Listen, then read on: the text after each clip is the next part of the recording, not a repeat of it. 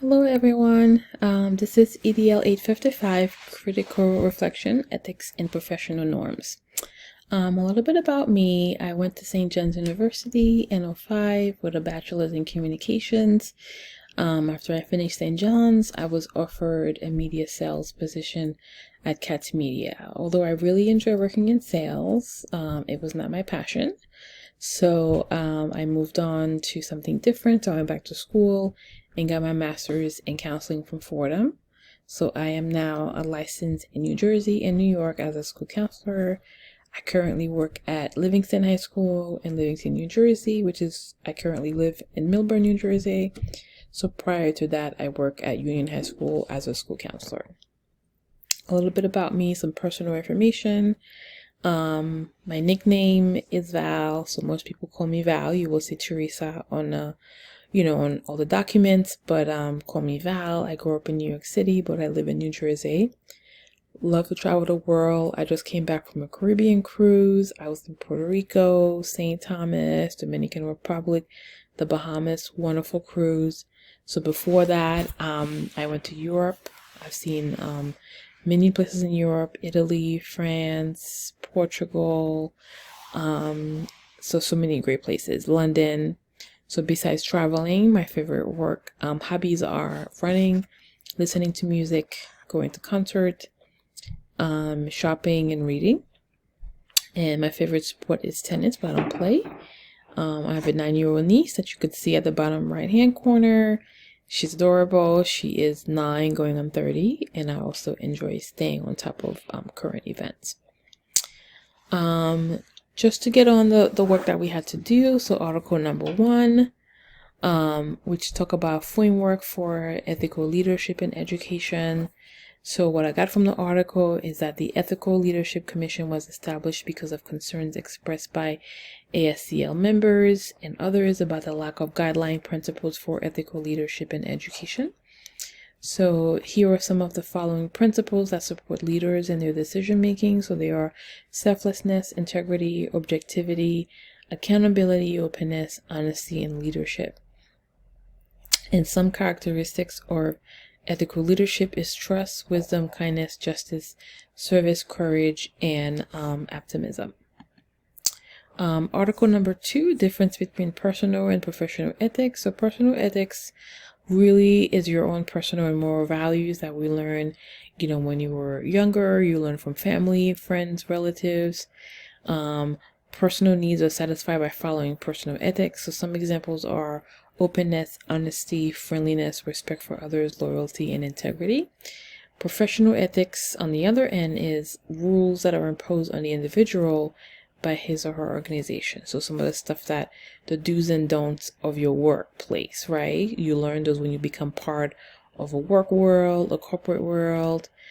Professional needs are satisfied by following professional ethics. So some examples are abiding by the law, industry standards, worker treatment, confidentiality, and worker safety. Article number 3, ethical decision making for leaders. So as leaders, our decision and actions must live up to their stated value, right? As school leaders need to develop the mindset and principles to apply to their own context. As a school needs to determine its own framework, considering its vision, ethics, and values against, which is making decisions, right? Factors impacting decision making are short-term thinking, abuse of power, lack of capability, perception, internal and external constraints, individual values and beliefs, and capacity of information or information overload. Some of the consequences of not meeting certain outcomes can lead to ethical compromise. External influences also impact decision making. If these pressures are high, then leaders may act out of fear, intimidation, which kind of turn into, people transferring other staff. So it is really important that external pressures and risks are identified and shared openly with other people, because pressures to achieve this resolve or financial stability are probably the most significant reason that otherwise ethically driven individuals compromise their values and act out of character. For article number 4, how do ethics lead to student and adult success? Honesty. important to be honest. Honesty is the best policy. We know our kids cheat, so it's important to remind them to be honest. It's important for kids to always be honest, do the right thing in the right way. Hard work. Remind our kids that hard work pays off. If you work hard, you will succeed in life. Respect. Give respect to gain respect. Right? Cooperation. Avoid being competitive with one another. There's no need to compete. It's important to just find your purpose and help each other kind of achieve that purpose. Compassion. Be kind. Just, being a student, you need to be compassionate. Help each other out. Help other students, right? This will automatically lead you towards greatness and more successes. Forgiveness play a really vital role in the success of students. So in the way of success, you will interact with different communities. You will meet people with different personalities. You will have good experiences and bad experiences, but situation will be against your expectations, and some people might make decisions that might hurt you, but it will keep you at a level of your politeness high and forgive each other, right? Success will add to your life and not take away from your life. Article number 5, strongly affirm, some code of ethics for educators. On article number 5 that we learned about, some important ones are: we affirm parents that they are the primary moral educators for their children. Professional educators strive to create a learning environment that nurtures the fulfillment of potential of students. Professional educators, we act with consciousness in effort to exemplify the highest ethical standard. We provide educational growth, right? We make constructive effort to protect students from conditions detrimental to their learning, health, and safety. We accept that every child has a right to an uninterrupted education free from strike or any other work stop tactics. We manifest positive and active role in the community. We also believe that all educators are obligated to help foster civics virtues such as integrity, diligence, responsibility, cooperation, loyalty, fidelity, and respect for the law. Article number 6, research to committing to ethical leadership. Research show that principals are the most influential school-based factor in promoting student achievement. So principals are important. Research show that effective principals positively impact the mission and vision of their students and student staff outcome. Effective principal, if you are an effective principal, you are most likely to retain qualified effective teachers, which help drive student achievement. When principals are able to act ethically and professionally in their work and encourage their staff to do the same, they minimize potential for destructive element or challenging dynamics.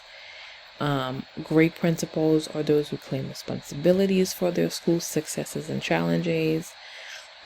School principals must always maintain focus on the most important aspect of their job, making sure that the students, who attend their school.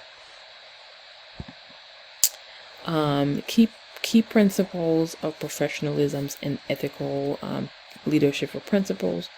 Personal courage. A principal must be willing to stand up against policies that you feel are not helpful to your students. Okay? Public interest. You must put the public interest ahead of yourself. What is best for your students and staff must be placed ahead of the needs of yourself. Self-control, self-discipline, integrity. Important to be a positive role model, right? So task and employee centeredness. Make sure that you focus on the need of student and staff when you are making decisions. Recognizing talent. Identifying both staff and students will display qualities of excellence and recognize and promote those individuals in a way that creates goodwill among all members of the school community. Requiring high ethics from all. Make sure that ethical standards is from self, not just from yourself, but also from others.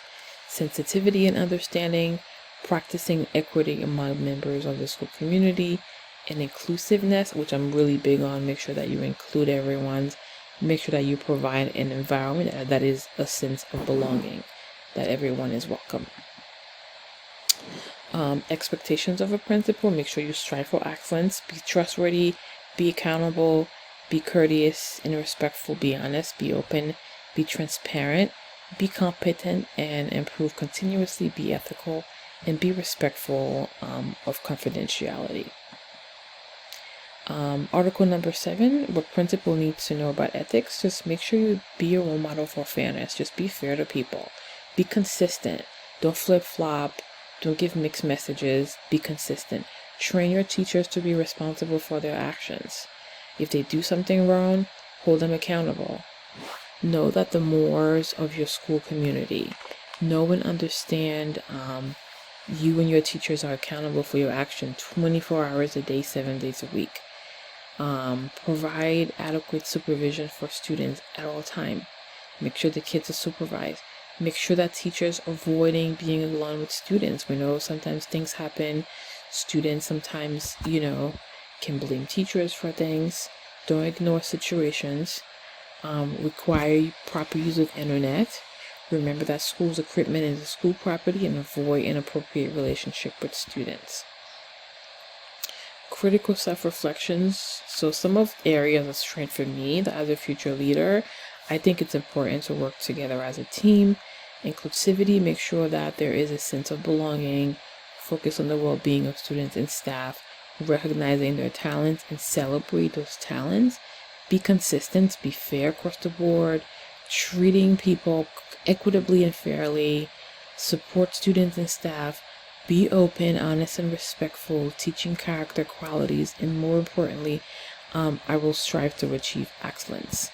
Some things I could be work on for myself: acknowledge and learn from my mistakes, understanding the expectations of my position, requiring high ethics from all, learning to be responsible not just for myself but for other people, dealing with staff conflicts, having those difficult conversations. Sometimes that can be really hard to talk to staff when they're having conflicts, and learning to be accountable and hold others accountable as well.